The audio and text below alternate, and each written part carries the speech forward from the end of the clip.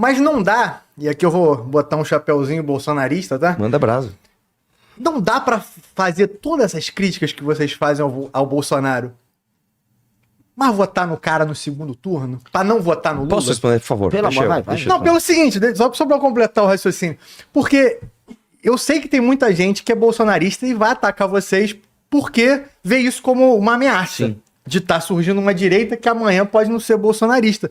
Mas eu também vejo que tem aquele cara que olha a política por alto e ele olha e pensa assim, cara, o cara que, porra, vota em branco, vota nulo, porra, ele tá me dizendo que ele simplesmente considera a mesma coisa e não tem como esse cara tá mais à direita do que tá à esquerda, Então tá, se ele não consegue votar assim, no Bolsonaro. sem querer. Porque ele não tá dizendo que você não pode fazer todas essas críticas.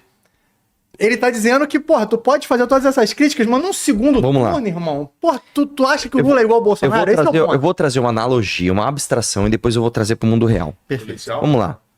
Policial. Existe um ladrão, ele entrou na sua casa, roubou tua televisão e saiu correndo. Você chama ele do quê? De ladrão. Pô. Você chama a polícia. A polícia chegou na sua casa, roubou a tua outra televisão, passou a mão na bunda da sua mulher, deu um tapa na cabeça do seu filho e saiu fora. Só que ele tá vestido de policial. Você vai chamar ele de policial? Então, vamos lá. Vamos lá. Eu não consigo ser humilhado o suficiente pra um cara chegar pra mim e falar assim, eu odeio Alexandre de Moraes, eu odeio esses caras. Chegou a decisão, o Congresso passou, isso nunca tinha acontecido na história do Brasil, tá? O Congresso, pela primeira vez na história do Brasil, diminuiu o poder institucional da Suprema Corte. Isso nunca tinha acontecido. Deputados e senadores, por um lapso, um milagre de Deus, eles falaram, vamos acabar com decisão monocrática, que isso é demais. Um cara passa por cima de todo um sistema judicial pra dar uma decisão que favorece o padrinho dele? Vamos, passaram. Chegou na mão do Bolsonaro. O Bolsonaro vetou. Sabe qual foi a justificativa dele? Eu não lembro disso aí, pô. Eu vetei isso aí. Acho que eu vetei isso aí. Não lembro, não. Eu não sou otário o suficiente pra um cara chegar pra mim e falar assim, irmão, eu sou muito contra o fundo eleitoral. Muito contra o fundo eleitoral. Aí chegou a pauta pra ele votar. Ele votou a favor. Qual a pior desculpa que você pode dar? Pior, eu votei, vamos lá, eu sou contra o fundo eleitoral, chegou lá, aumento, sim ou não, eu votei sim. Qual a pior desculpa que você dá? A pior. Porra, não sei. Eu já ouvi a pior desculpa, que é do amigo lá que votou errado, mais de uma vez, né? O cara literalmente falou assim, foda, meu, puta, meu, Apertei o botãozinho ali. apertei o botão errado, meu. Mas não Só foi que é o mais de uma seguinte, vez? Não foram teve- 4 vezes. Ah, foi 4? Foram 4 vezes. Porque é primeiro turno, segundo turno, 2 anos depois, primeiro turno, segundo turno. Você tem que ser um filho de uma puta pra falar, mas ele não é o PT, né, meu? Você é um retardado, velho. Desculpa, você é um humilhado. O policial entrou na sua casa, comeu a sua mulher na sua frente, mas falou, ele tá de farda, ele é da lei. Você é um bosta. Eu não sou igual a você. Então eu olho o Lula e olho o Bolsonaro e pra mim eles são a mesma coisa. Ah, eles são exatamente iguais? Não, um usa verde e amarelo, o outro usa vermelho. Assim, ó, você prefere ser Entendeu? atropelado por um caminhão ou por um metrô? Exatamente. Ah, eles são diferentes, mas você vai terminar esmagado do mesmo jeito. Não faz sentido. Aquela discussão pra gente, a gente avisou, eu não vou votar em nenhum nem outro, porque eu vou ser oposição aos dois. Eu vou tentar derrubar o governo do Lula ou derrubar o governo do Bolsonaro. Eu vou fazer oposição contra os dois. Porque não, os dois não dava. E não dá. E assim, pensa o seguinte, tem toda essa discussão agora sobre golpe do Bolsonaro, não sei o quê. Essa discussão já até encheu os culhões. Dito isso, os crimes que o Bolsonaro cometeu naquele processo, independente do julgamento, do inquérito contra ele, ser ele em si ilegal, existiram. E aí, vamos dizer, todas as traições que o Bolsonaro cometeu, as perseguições que o Bolsonaro fez contra outras pessoas. Eu fui vítima disso, minha família teve os dados expostos por um promotor bolsonarista numa operação policial tocada por bolsonaristas em que eles divulgavam dias antes que ia acontecer.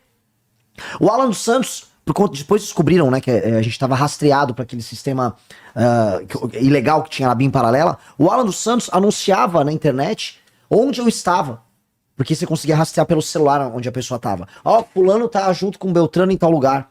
Eles estavam nesse nível de estado policial. Tentaram tirar da Netflix um programa do Danilo Gentili, um filme do Danilo Gentili. Tentaram andar com uma ideia de prisão do Danilo Gentili. A PGR pediu.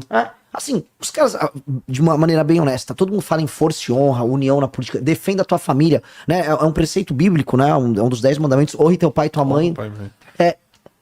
Quem tentou prender meu pai e minha mãe, eu vou até o fim com os caras. Eu vou até o fim. Esses caras não estão. O Eduardo Bolsonaro falou agora que queima a floresta inteira, que, ou seja, ele fode o Brasil inteiro em nome de ajudar ele próprio e o pai dele. Entendi. Mas eles querem que minha família vá presa e que eu aceite, depois suba num palanque e vá fazer campanha pra quem tentou fuder minha família. Nunca! Aí eu saio do MBL, se esses caras quiserem, beleza, eles tocam e transformam o MBL em outra coisa. Um movimento que aceita a própria destruição por parte de uma gente autoritária que traiu todo mundo e vai pra cima da gente e fala, não, mas agora, segundo turno, né, venha se humilhar pra nós, enquanto nós já avisamos que vamos tentar fechar vocês, estão lá ganhando a eleição. E eu não vou aceitar. Aí vai falar que não é a estratégia mais inteligente, porque o mais inteligente era justamente no segundo turno, mito 22. Vamos lembrar só uma coisa que a gente não pode esquecer. A gente já estava eleito quando fomos pro segundo turno, também 22. Não, mas em 2018. 2022. O Kim ganhou, o Guto ganhou. Então, assim, já tinha saído o resultado eleitoral. A gente não ia ganhar nem perder. A gente só falou o que a gente achava, como a gente sempre fez. A gente no primeiro turno poderia ter feito a campanha com o Guto, com o Kim, com a Amanda, com o Renato, na linha, não, é o seguinte, mal menor é o Bolsonaro. Cara, ele e a Amanda precisavam de 5, 6 mil votos a mais pra terem ganhado a eleição pra deputado estadual. Menos até, né? Eles não fizeram isso. Eles não fizeram nada disso. Não foi nem um pouco esperto da parte deles fazer isso. Mas foi a nossa convicção e a construção de um trabalho de anos. A gente, nós, e não os Bolsonaro, nós somos herdeiros das manifestações que derrubaram a Dilma. Fomos nós que organizamos aquilo. Quem saiu na rua pra prender o Lula na Lava Jato, fomos nós e não o Bolsonaro. O Bolsonaro nunca fez nada disso. Então a gente defende aquele legado que é do, cara, se o cara é ladrão, nós vamos pra cima dele. Se o Brasil é um país tocado por corrupto, vamos enfrentar os corruptos. O Bolsonaro é o cara que roubou esse processo e deturpou tudo pra, eu sou imbrochável. O Bolsonaro é o impostor, cara. O Bolsonaro o Bolsonaro é aquele mal. Se uma coisa é o inimigo, eu sei que eu sou o inimigo do PT. O Bolsonaro é o inimigo interno, é o traidor. O traidor é pior do que o inimigo. O traidor se vale da confiança que você dá nele pra te apunhalar. Então o Bolsonaro traiu o eleitor. Aí você percebe, quem trai quem? Bolsonaro traiu o Moro, Bolsonaro traiu o Bebiano, Bolsonaro traiu o Santos Cruz, agora mesmo traiu o Mauro Cid, ele vai traindo todo mundo. Todo mundo que ele puder largar no processo, ele trai, porque o que importa é ele. Ele, lembra do Eduardo Bolsonaro, eu queimo a floresta, eu fodo o Brasil, mas salvo eu e meu pai. Eu vou entrar depois nesse ponto dessa questão do Eduardo, mas só para não perder esse fio de um ponto aqui que o Arthur colocou, porque é o seguinte, eu entendi sua analogia, né? Pô, não faz sentido eu não tratar o ladrão e o policial que estão fazendo a mesma merda do mesmo jeito. É bandido e, na verdade, o policial que age como um bandido é pior do que o próprio policial. Eu concordo com isso. Só que, se a gente for trazer para a realidade da crítica das pessoas que fazem essa comparação, a questão não é você estar votando em um e considerar isso um apoio, mas evitar que é melhor votar no ladrão do que no estuprador. Vou dar um exemplo. As pessoas, a todo momento, quando estão aumentando aí as taxas do Fernando Haddad e os gastos públicos do Lula, que inclusive quando saiu a notícia recentemente que e daqui a 2 anos isso aqui pode quebrar, porque simplesmente não vai ter o que fazer para poder frear isso. Aí o cara vai lá no teu perfil, no perfil de todos vocês, na live do MBL News e vai dizer, porra, tá vendo? Era a mesma coisa? Economicamente, vamos botar um ponto de economia antes de destrinchar isso.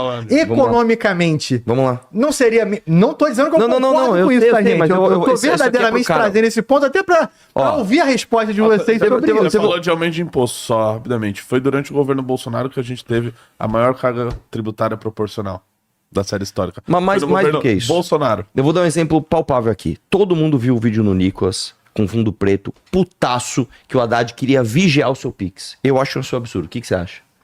Eu acho É um absurdo. Quem tentou taxar o Pix? O Paulo Guedes lá atrás. Paulo Guedes Bolsonaro. Teve vídeo do Nicolas? Quem falou em moeda comum do Mercosul? Quem falou... Muito boa. Outra coisa. Quem passou a PEC Kamikaze, que vai inclusive tirar a autonomia do próximo governo, que não vai ter nada Quem de... falou, Mas vamos lá. 400 bi de dívida de um governo pro outro pra gastar durante a eleição. Mas vamos lá. Quem furou a PEC do teto? Quem acabou com a PEC do teto na prática? Mas vamos lá. a Lava Jato. Eu lembro quando isso aconteceu com o Paulo Guedes e, por acaso, eu acompanho muitos fóruns voltados para essas questões tributárias. Sim. E, primeiro, tem o ponto que, independente do que aconteceu de fato, é mais fácil você olhar para o Paulo Guedes e dizer, porra, eu não sei muito bem o que está acontecendo, mas eu acho que esse cara sabe mais o que ele pode fazer com a economia do que o Fernando Haddad. Aí eu tô falando no caso de impressão que as pessoas têm ao olhar para aquilo. Só que tem um ponto que foi dito naquela época. Teve umas pequenas críticas sobre essa questão do Pix. Só que o Paulo Guedes, ele foi o cara que quando precisava fazer a reforma da Previdência, ele chegou pra rapaziada e deixou público.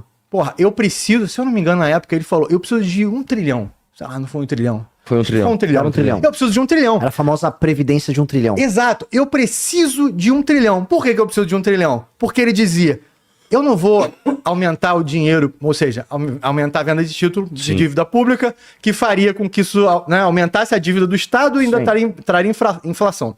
Então eu não quero fazer isso. Eu preciso arrumar de onde tirar justamente para que a reforma que eu quero fazer não crie problema em outras áreas, como o PT fez ao longo desses anos todos. Quando eu ouço isso, não só eu, quando as pessoas ouvem isso do Paulo Guedes e rola uma situação de taxar o Pix, você volta lá atrás e mesmo que não exista uma resposta para isso, é mais fácil você pensar, porra, esse foi o cara que tentou arrumar uma solução para não aumentar essa dívida. Não, mas ele não tentou. O PT vai fazer isso de qualquer coisa. O problema é que ele não de qualquer tentou. forma. O problema é que ele não tentou, cara. Vamos lá. Primeiro lugar, reforma da Previdência. A reforma da Previdência foi articulada pelo governo Temer. O governo Temer ia passar a Previdência, não passou porque... Eu não lembro agora exatamente a denúncia. Foi o Joesley... eu não lembro... que era alguma coisa dos tribunais, não lembro, e aí brecou a reforma da Previdência. O Bolsonaro pegou pronta a reforma da Previdência, que inclusive, naquela época ele estava namorando, tô namorando aí com o Rodrigo Maia, tá ok? E aí o Kim, num programa do Bial, falou, para a articulação da reforma da Previdência, eu dou 8,5 para o Rodrigo Maia, porque o Bolsonaro tá jogando contra. O Bolsonaro tá falando que tem muita gordura para queimar, que por ele não faria a reforma. Que não botava os militares. Que não queria tirar os militares. Ô, Arthur, parênteses, só rapidinho. O Bolsonaro encontrou o Kim... Quando a gente não tava totalmente tretado no começo de 19, falou, ô japonês, vamos tirar aí os militares, isso aqui é uma loucura, pô. Porque o Bolsonaro historicamente sempre foi contra a reforma da Previdência. No governo Temer ele fez campanha contra. Só fecha o parênteses. Não. Aí beleza. O que o Paulo Guedes fez? Aí eu vou te contar uma história de bastidor que você nem sabe. Uma vez o Paulo Guedes ligou pro Renan e falou, cara, tem uns retardados, e eu lembro o nome da página, você lembra? Lobos Patriotas. Lobos Patriotas Brasil, que estão querendo fazer uma manifestação pra fechar o Congresso, pra fechar o STF, e no meio eles estão enfiando aí pauta de reforma da Previdência. Isso vai fuder o Brasil, cara. Pelo amor de Deus, desarticula isso. A gente tava com voo pra Salvador. Beleza, demos comando, tal, live sexta-feira à noite no MBL, pum, tragédia. Tem que acabar com a manifestação, o MBL é traidor, não quer manifestação. Liguei pro Coppola organizando todo mundo. Coppola, finado Caio Coppola. Então, beleza, todo mundo então, vamos desarticular essa manifestação, porque isso vai fuder a reforma da Previdência. Os idiotas aqui, pensando em reforma de um governo. Beleza, chega na segunda-feira, Coppola na Jovem Pan, quem é contra a manifestação é contra o Brasil. Liga o Paulo Guedes entra ao vivo na Jovem Pan, tem que ter a manifestação. Você tá de brincadeira, velho. O ministro da Fazenda, que sabe que isso é uma cagada, que ligou pra gente pra fazer isso, está publicamente falando outra coisa. Onde estava o Paulo Guedes quando a gente falou pra todo mundo que ia apoiar o ex-presidente da Câmara, Arthur Lira? Não ia ter trator Lira porra nenhuma. Não ia ter reforma liberal porra nenhuma. Esse cara ia entubar mais a gente, ia ter PEC kamikaze. Ele estava com o mercado financeiro vendo como fazer pra vender curso com o Thiago Nigro. Falou? Pra meter um monte de foguetinho lá no Twitter. O Brasil vai bombar e os otários. É nóis. Arthur, vamos lembrar. Esse cara tá pensando em ganhar dele, irmão. Estranhamente, Entendeu? naquela época criou uma bolha no Twitter pra defender o Paulo Guedes. E a bolha era liderada por um cara chamado Ferri. O Ferri se tornou muito amigo do Paulo Guedes, botou na empresa dele uma estátua do Paulo Guedes e, curiosamente, ele conseguiu fazer o IPO da empresa dele, né? E a CVM nem achou estranho durante todo esse processo. Mão de otário comprou, se fudeu depois e a vida seguiu. Então, assim, o Paulo Guedes nunca foi o bonzinho, o idealista, ele nunca foi o Milei brasileiro, como a galera tentou vender. Muito pelo contrário, o Paulo Guedes é o cara que assinou ali a PEC Kamikaze e topou e meteu o pé no acelerador com a PEC Kamikaze. Eu nem de forma alguma eu tô comparando. Os precatórios. Não, eu sei que você não tá comparando, é que assim, a galera criou, né, pós-governo Bolsonaro, uma idealização mentirosa do Paulo Guedes. Completamente mentirosa. Como se fosse eu conversava com o Paulo Guedes. Eu falava muito com ele, assim, nunca gravei conversa, jamais farei isso, mas eu tenho os registros telefônicos que eu conversava com ele por telefone bastante. O Paulo Guedes não tinha ideia do que era o orçamento nacional, no sentido de que ele achava que tanto logo o Bolsonaro assumisse o governo em 2019, ele ia cuidar do orçamento de 2019. Não, agora eu vou cortar isso aqui. Não, isso é lei, cara. Anterior. que define o orçamento, né? Ele nem sabia disso. O Paulo Guedes chegou completamente cru. Na CCJ, quando as reformas iam passar, como ele retirou toda a equipe anterior do Meirelles, não havia corpo técnico do Ministério da Fazenda, que virou Ministério da Economia, indo lá instruir os deputados como votar. Tinha um problema no começo do mandato, em 2019, da regra de ouro. Quase deu uma merda que o Bolsonaro podia tomar impeachment. O Paulo Guedes nem sabia como fazer. Ele foi se ajustar ao longo do caminho, e a reforma previdenciária, que foi a grande conquista ali, só passou porque, começou no governo anterior, e dois, quando chegou lá, o próprio Congresso, com o apoio do mercado financeiro, falou, cara, o Bolsonaro a gente já viu que é um retardado, vai dar merda, só anda com isso e jogo que segue. Então, por isso que, se for lembrar, quando passa a reforma previdenciária, o cara que tá chorando e comemorando não é o Bolsonaro, é o Maia. Porque foi o Maia que passou. Curiosamente, aquilo deu uma moral tão grande pro Maia, porque o que o Maia faz da vida hoje? Dos bancos, né? Ele é o presidente da Federação das Empresas de Mercado Financeiro. Por quê? Ele virou a referência disso. E não tô aqui falando, o Maia... Não, eu tô falando que não foi... Virou e ainda é, né? Ele ainda é, de fato. Então assim, o Paulo Guedes não é essa referência que a galera fala. Mas o PT é muito... Lógico que o PT é muito ruim. Agora, a gestão que o Bolsonaro fez da pandemia, nós da direita temos que entender, assim, pessoas pobres precisavam do Estado durante a pandemia. O governo Bolsonaro chegou a fazer experimentos meio a lá Japão, lá na China, durante a Segunda Guerra Mundial, testando métodos curiosos em Manaus sobre enfrentamento à pandemia, né? Chegou a faltar, os caras especialistas em logística das Forças Armadas não enviavam suprimento de oxigênio para hospitais. O Bolsonaro atrasou as liberações das vacinas. Aí ele entrou numa competição com o Dória. Manda na vacina que você faz aí. Tipo, foda-se o Dória. Isso é postura de um líder, e esse cara se comportou dessa maneira inteira na pandemia. Ficava organizando cavalgadas na frente de quartéis para dar a entender que ele que mandava. Este imbecil governou a gente. Que coisa mais simbólica, o Brasil fez 200 anos no 7 de setembro de 2022 e não houve nada. Eles falam, né? Vamos mudar o Brasil, vamos contar a nossa história. Ele foi lá e ficou falando que ele basicamente era imbrochável. Foi essa a comemoração do Brasil dos 200 anos dele. Aí ele chamou embaixadores do mundo inteiro pra falar que o sistema eleitoral brasileiro foi fraudado na eleição dele. Pô, se ele falar... E o secretário da Cultura que não fez nada no 7 de setembro ainda foi eleito deputado federal. Assim, este cara era presidente. Na reta final, lá no ano de 2022, quando o Paulo Guedes, o Milei brasileiro, de Milei não tem nada, vai lá e manda uma PEC kamikaze, estourando tudo que precisava estourar, pra no fundo comprar voto na eleição, dá tudo errado, aí ele sai ao mercado, você sabe o que aconteceu? Porque as pessoas esquecem, o mercado financeiro, né, ficou tão, que o Paulo Guedes é um fala barato, que começou o mandato do Haddad, durou pouco tempo, apaixonado pelo Haddad.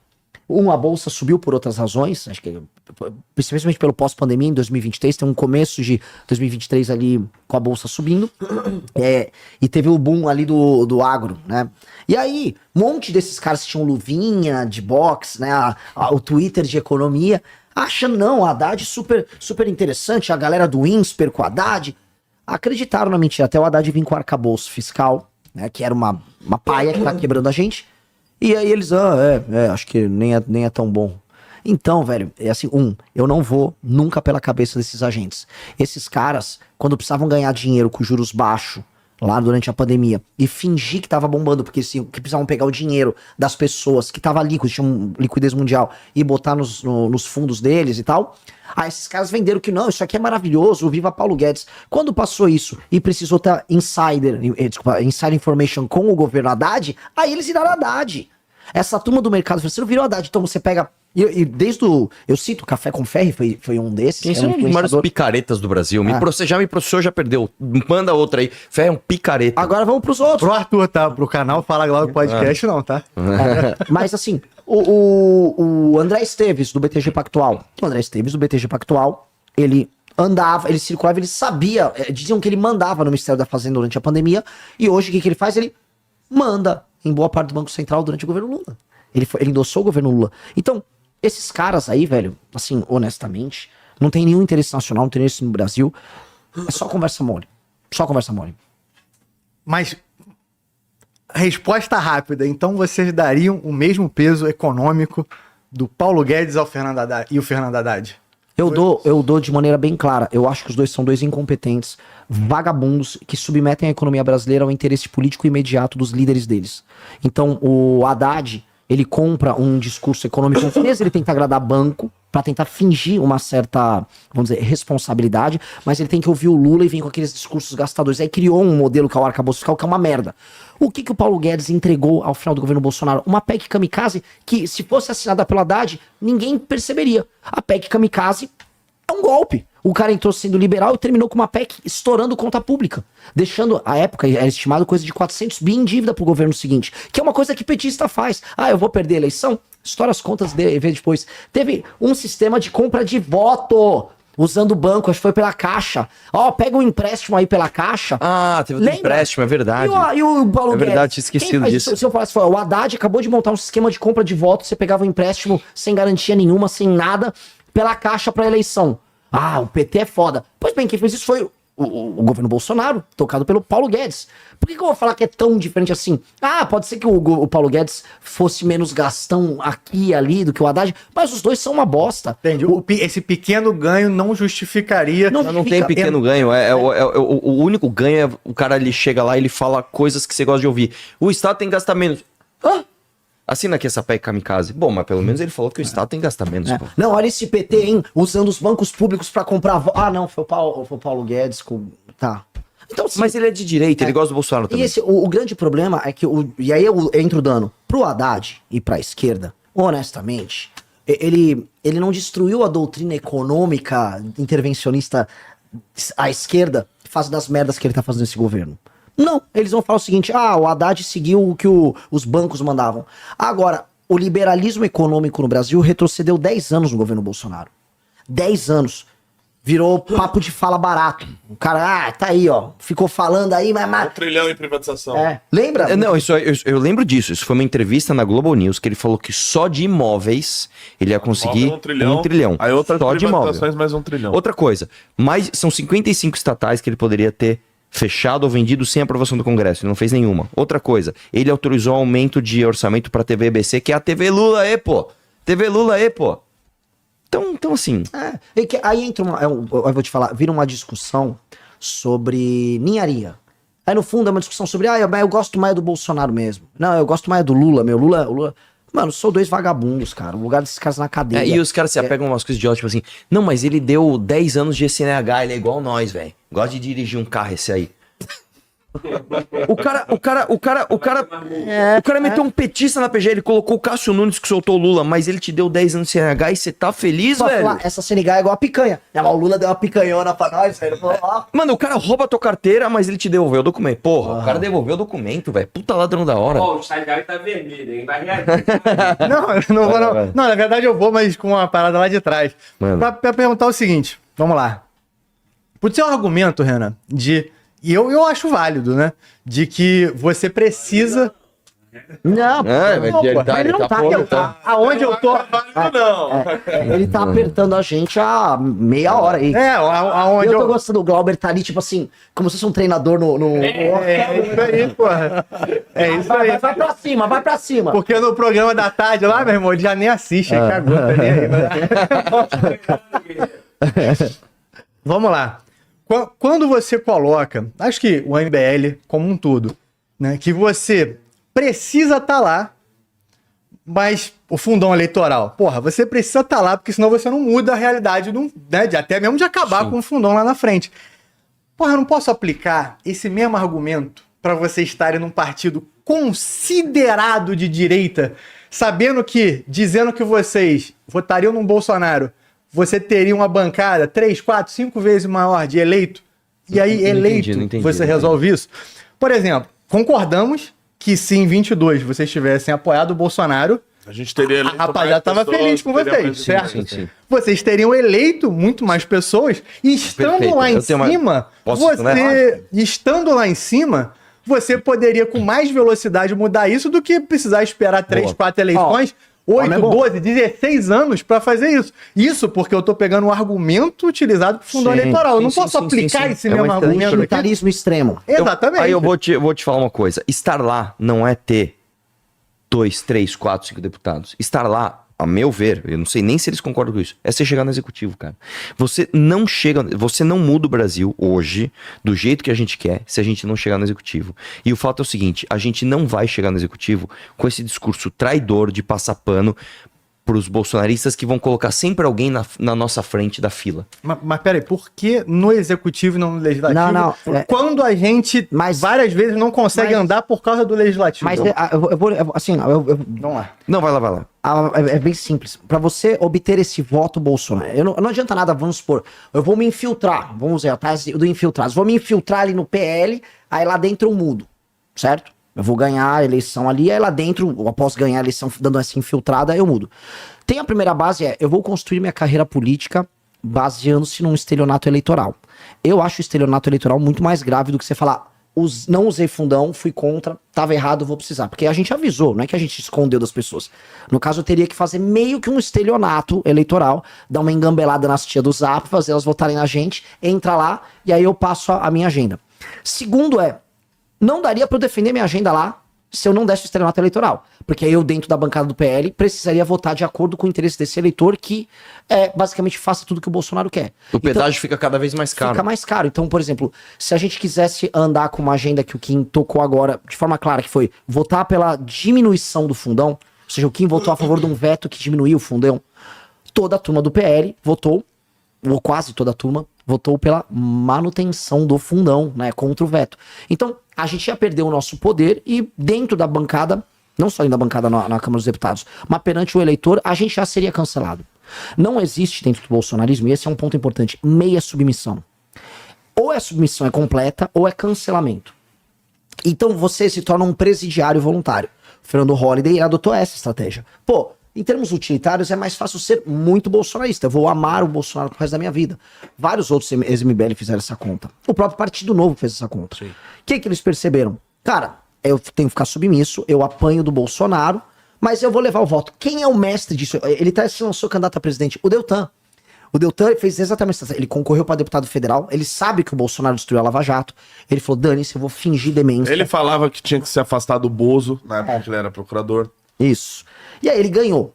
Aí ele perdeu o mandato, acho que o STF derrubou o mandato, o TSE derrubou o mandato dele. Precisavam convocar uma manifestação para ajudar ele, a gente foi lá, vamos convocar a União da Direita, vamos ajudar o Deltan. Bolsonaro não vai fazer nada disso, é só por mim a manifestação. E ele ainda falou, eu não vou participar disso aí porque ele não me apoiou direito no segundo turno aí. Ele falou, eu não vou apoiar o Deltan porque o Deltan não me apoiou como eu quis no segundo turno. O que o Deltan fez? Ele foi no Pânico explicar a importância do Bolsonaro e que ele não confiava muito no MBL, mas que o MBL poderia deixar de ser crica e apoiar a direita. Tanto é que o Novo lançou agora a candidatura do Zema essa semana e vários caras que vão concorrer para Senado, para governo do estado no Novo, falando, em 2026 o meu presidente é o Bolsonaro. Então você vê a estratégia que os caras adotaram, no final das contas, é uma estratégia que virou um partido de um monte de projeto individual, que os caras não conseguem nem falar do próprio cara que eles supostamente lançaram, que no final das contas não vai sair, só pra manter essa agenda de submissão. E aí eu vou terminar aqui sobre a questão do utilitarismo. Logo, uma vitória eleitoral mais fácil para alguns nomes nossos viria com o seguinte custo, a perda da autonomia. Perder a autonomia iria acarretar hoje em não ter militância, porque a militância seria militância bolsonarista.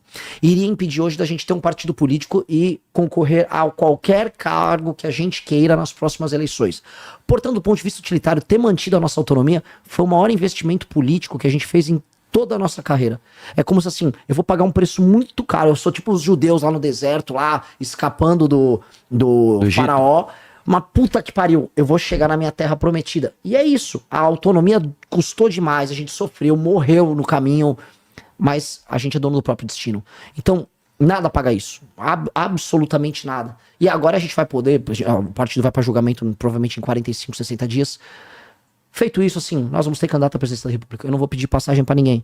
A gente vai ter candidato a governo, candidato a Senado, candidato a deputados. E a gente não vai pedir passagem igual o Deltan precisa fazer, ou igual esses caras que fingem pra ninguém. Cara, isso é maior do que qualquer coisa. Gostou do vídeo?